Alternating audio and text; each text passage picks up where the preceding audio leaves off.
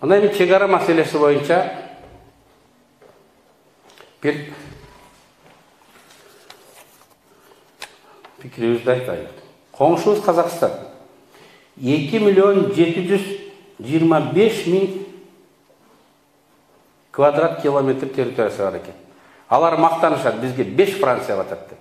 5 Франция.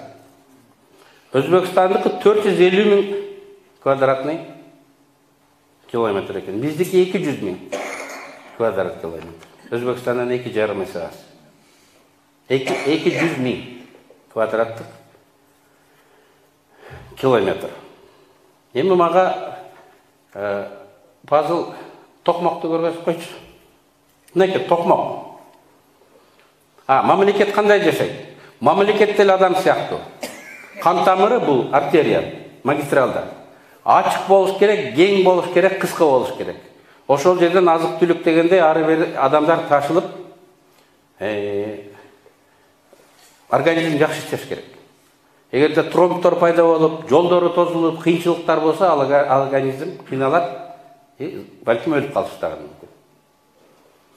Биз мамлекетти түзгөндө чек араларды аныктаганда ошол жолубуз түз, жолубуз кыска болгонго аракет кылышыбыз керек. Мына биздин объездной деген жолубуз бар, Токмоктун жаны. Токмоктун жаны. 1,5 километрге жетпейт, билесиңер, а? Мынакей, 1,5 километрге жетпейт. Мына Казакстандын чек арасы келип, ушул жерден кичине бир 1,5 километрдей жер Казакстан бизге кирип кеткен. Мынакей, көрдүңөрбү? Кирип кеткен. Бүгүн аларын чукпайт. Эртең тозуп койсо эмне кылабыз? Бир шылтота.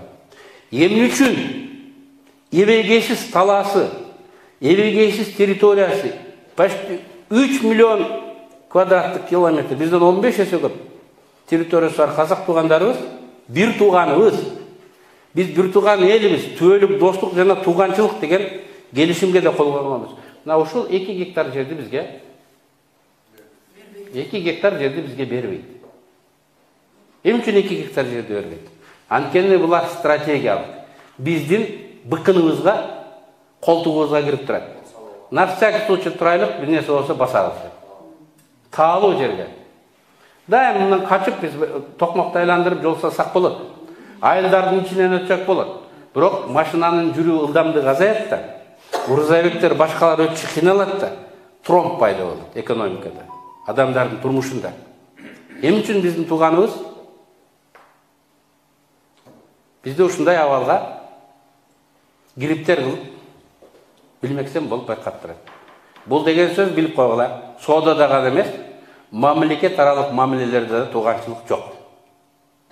Тууганчылык, достук договору бул дипломатиялык, политкорректность кана. Ар ким өзүнүн кызыкчылыгына тартат. Ошон үчүн биз, азиз гражданин, губернатор, депутат, президент Кыргызстандын кызыкчылыгын так билиш керек.